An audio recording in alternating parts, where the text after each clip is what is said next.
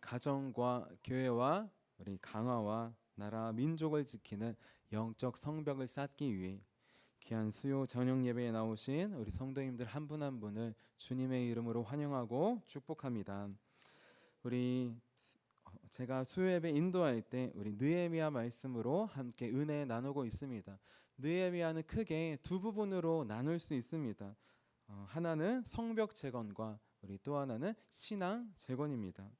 우리 전반부인 느헤미야 1장부터 7장은 무너진 성벽을 재건하는 것에 초점이 맞추어져 있습니다. 그리고 후반부인 8장부터 13장은 무너진 신앙을 재건하는 것에 초점을 맞추어져 있어요. 지금 우리는 느헤미야 전반부를 보고 있습니다. 무너진 영적 성벽을 재건하는 부분을 함께 나누고 있어요.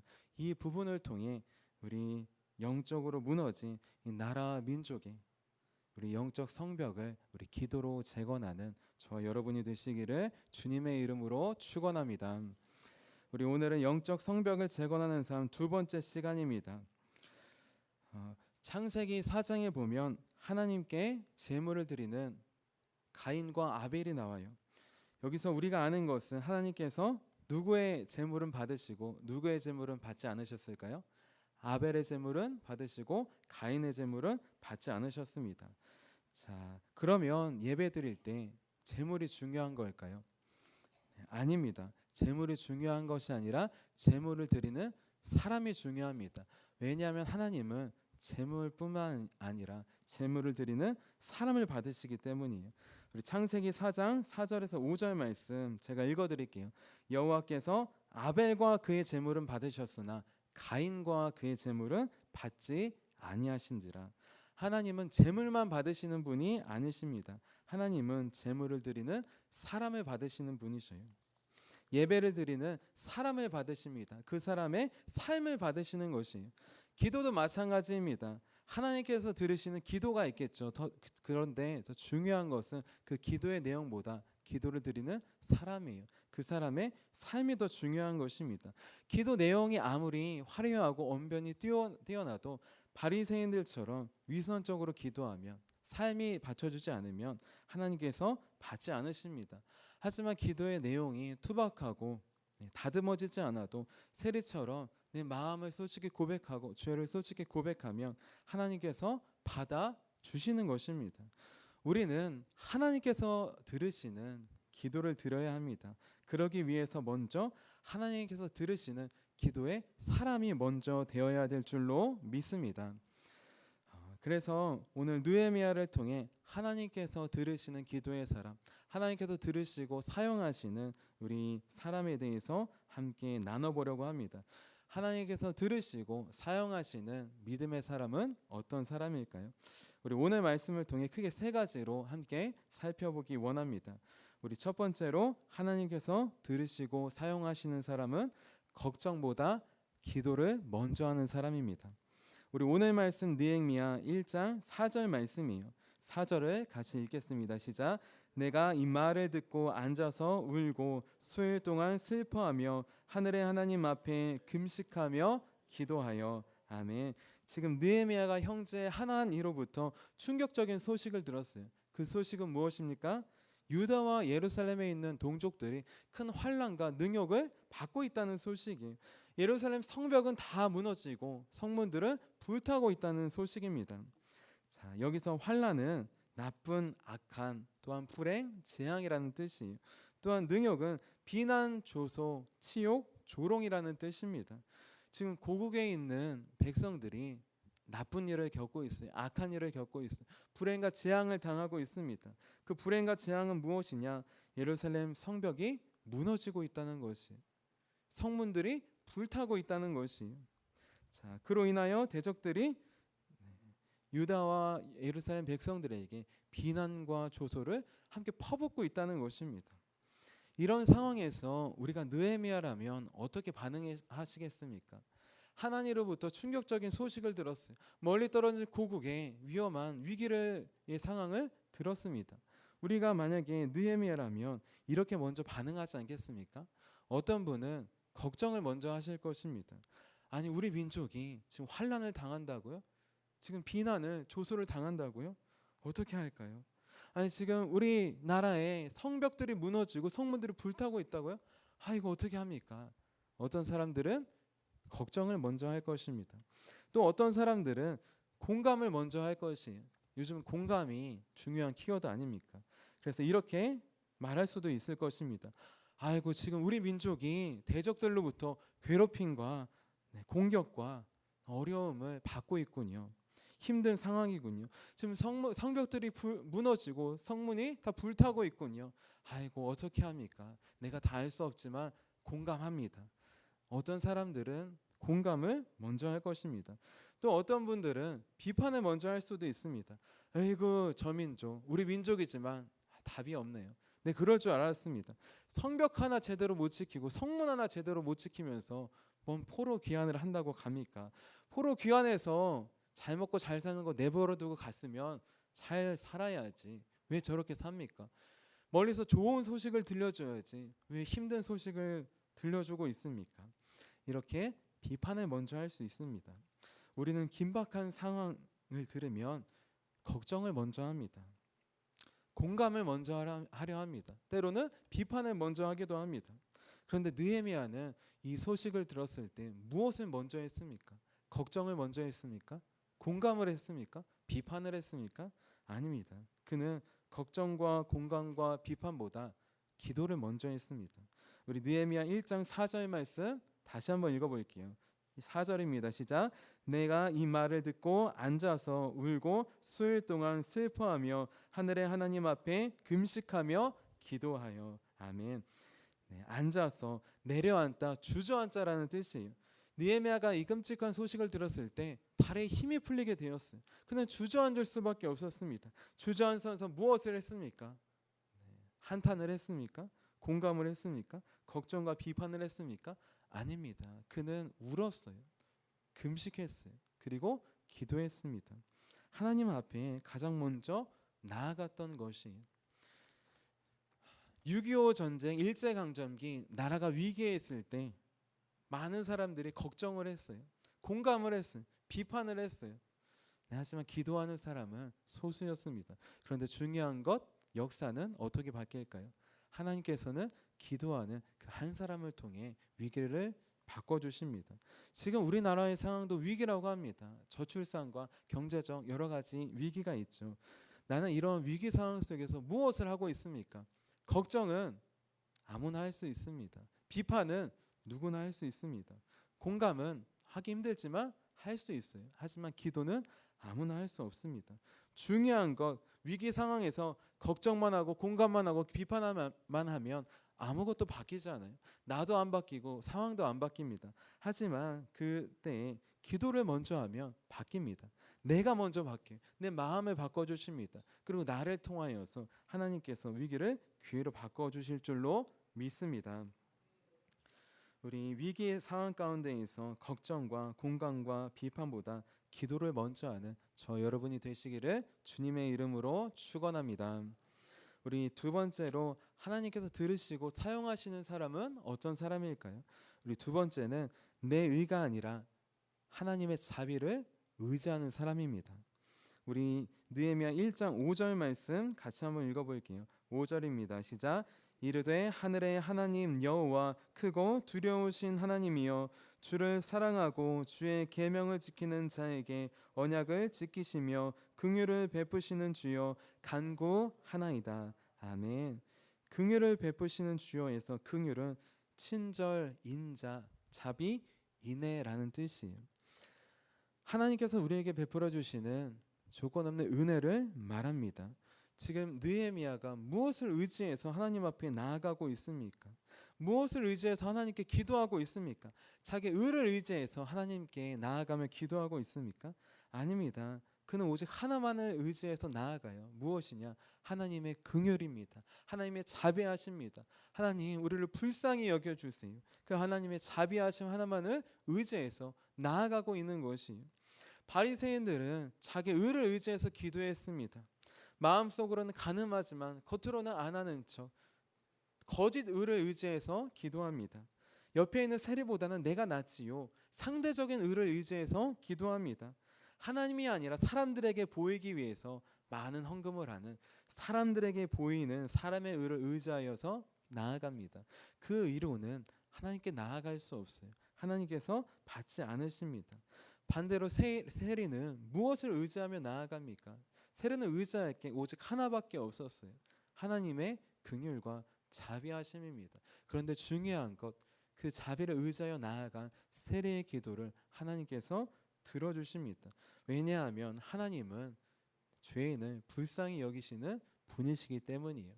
우리 블레이즈 파스칼이 이런 말을 했어요. 세상에는 두 종류의 사람이 있습니다. 하나는 자기를 의인이라고 고백하는 죄인과 다른 하나는 자기를 죄인으로 고백하는 의인입니다. 바리새인, 자기 의를 의지하여 나아갔을 때 그는 하나님 앞에 용서받을 수 없는 죄인이었어요. 반대로 셀이 하나님 앞에 죄인인 것을 솔직히 고백하며 나아갔을 때 하나님께서 들으시고 받으시고 용서해 주시는 사람이 되었습니다. 느헤미야, 페르시아에서도 신실하게 믿음을 지키는 사람이었어요. 예배를 드리는 사람이었어요. 11조 헌금 많이 하는 사람이었을 것입니다. 그런데 중요한 것, 그는 자기 의를 의지해서 하나님께 나아가지 않습니다. 자기의 행실을 의지해서 하나님께 나아가지 않습니다. 그는 의지할 게 많지만 다 내려놓습니다. 그것은 무엇을 의지하느냐? 오직 하나, 하나님의 자비하심 하나만을 의지해서 나아갑니다. 느헤미야는 왜 하나님의 자비를 의지해서 나아갔을까요? 그는 이미 알았기 때문이에요. 바리새인들처럼 내 의로 나아가면, 사람의 의로 나아가면, 상대적인 의로 나아가면, 거짓 의로 나아가면 하나님께 도달할 수 없다는 것을 그는 깨달았기 때문입니다. 그렇기에 그는 오직 하나, 하나님의 자비하심만을 의지하며 나아갑니다. 다른 말로 내 의가 아니라 하나님의 의를 의지해서 나아가는 거예요. 우리로 치면 내 의가 아니라 하나님의 의, 십자가를 의지해서 나아가는 것입니다. 하나님께서 들으시고 사용하시는 사람, 자기 의를 의지해서 나아가는 사람이 아닙니다. 하나님께서 들으시고 사용하시는 사람, 하나님의 의를 의지하는 사람입니다.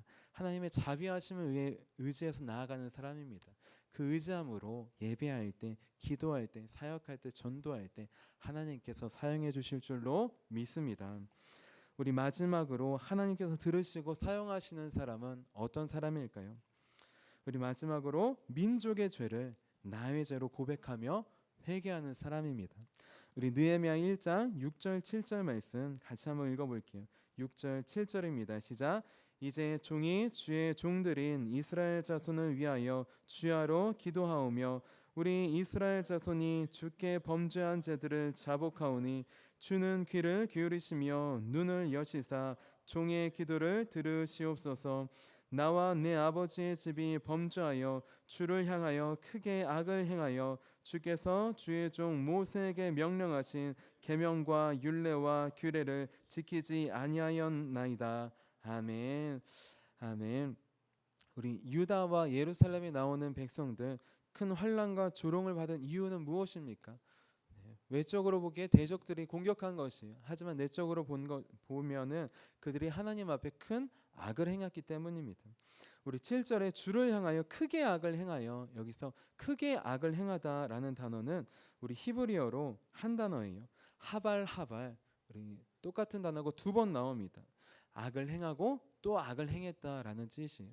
또 이 악을 행했다라는 말은 무슨 뜻이냐? 하나님 앞에 타락했다는 뜻입니다. 그들은 타락했습니다. 타락하고 또 타락했습니다. 타락하고 또 타락하고 또 타락했어요. 죄를 짓고 회개한 것이 아니라 또 짓고 또 지었습니다. 이들이 행한 악, 이들이 타락하고 또 타락한 그 타락과 죄는 그렇다면 과연 무엇일까요? 그 타락은 바로 우상 숭배입니다. 느헤미야 13장 27절 말씀이에요. 우리 같은 느헤미야니까 함께 같이 찾아보도록 할게요. 느헤미야 13장 27절입니다. 우리 느헤미야 마지막에 있습니다. 느헤미야 13장 27절 말씀, 우리 이스라엘 백성들이 지었던 악과 죄 같이 읽겠습니다. 시작. 너희가 이방 여인을 아내로 맞아 이 모든 큰 악을 행하여 우리 하나님께 범죄하는 것을 우리가 어찌 용납하겠느냐. 아멘. 자, 지금 이들이 행한 악은 무엇이냐? 우상 숭배예요. 자, 자, 지금 이들은 누구냐? 유다와 예루살렘에 사는 백성들은 누구냐? 이들은 믿음의 사람들입니다. 이들은 스룹바벨을 따라서 1차 포로기한 때 페르시아에서 있던 모든 것을 다 버리고 나왔던 사람이에요. 하나님께서 성전을 재건하라 말씀하셨을 때, 감동 주셨을 때 순종해서 나온 사람들입니다. 순종해서 성전도 다 지었어요. 그런데 무엇을 하고 있느냐? 성전을 다 지은 다음에는 예배를 하는 게 아니라 우상 숭배를 하고 있어요. 예배도 드리지만 우상도 숭배하고 있습니다. 하나님도 섬기지만 바알과 아세라도 섬기고 있는 것이, 자, 그것이 무엇이냐? 이방 여인들과 결혼하는 것입니다. 이방 여인들과 결혼할 수 있죠. 하지만 이방 여인들과 결혼한다는 뜻은 이방 족속에 섬기는 우상을 들여온다는 것이, 솔로몬이 이방 여인들과 결혼하여서 모든 우상이 들어와서 남북이 분열되었습니다. 이스라엘이 분열되었어요. 지금 느헤미야는 이 민족의 죄를 자신의 죄로 고백합니다. 또 지금 민족뿐만 아니라 조상들로부터 이 죄가 시작되었어요. 이 조상들의 죄를 자기와 자기 아버지의 죄로 고백합니다. 하나님은 자기 민족의 죄를 자기의 죄로 고백하는 사람을 사용하십니다. 우리 조상들의 죄를 조상들이 그래서 그랬지가 아니라 나의 죄로 고백하고 회개하는 사람을 통해 역사하십니다. 지금 나는 어떤 죄를 고백하고 있습니까? 나만의 죄를 고백하고 있습니까? 아니면 우리 민족의 죄를 나의 죄로 여기며 고백하고 있습니까? 우리 믿음의 조상들의 죄를 나의 죄로 여기며 고백하고 있습니까? 우리 믿음의 조상들 헌신과 순종과 섬김을 통해 우리 나라와 민족에 기독교가 전파되었어요. 우리는 이 사실을 항상 기억하고 감사하며 따라가야 합니다. 하지만 그 이면에 숨겨져 있는 죄도 분명히 있음을 우리는 기억해야 합니다. 고백해야 합니다. 회개해야 합니다. 우리 조상들의 죄는 무엇일까요? 그 조상들의 죄는 무엇이냐? 이중적인 신앙생활을 들 수 있어요. 교회에서는 천사인데 가정에서는 그렇지 않습니다. 저도 목사이지만 교회에서는 선하게 하려고 하지만 가정에서는 그렇게 나오지 못할 때가 있어요. 예전에 더욱더 전도와 선교와 부흥을 위해 열심히 사역했다면 집에서는 힘들고 어렵기 때문에 본성이 나올 수 있어요. 중요한 건 그러한 모습으로 인해 교회를 떠나는 자녀들이 있었다는 것입니다. 기독교 가정에서 자랐는데 교회를 떠난 많은 사람들 중에 우리가 부모 세대가 이중적인 신앙의 모습을 보였기 때문에 교회를 떠난 사람들이 많습니다. 우리는 이 사실을 인정해야 합니다. 나의 죄로 고백해야 합니다.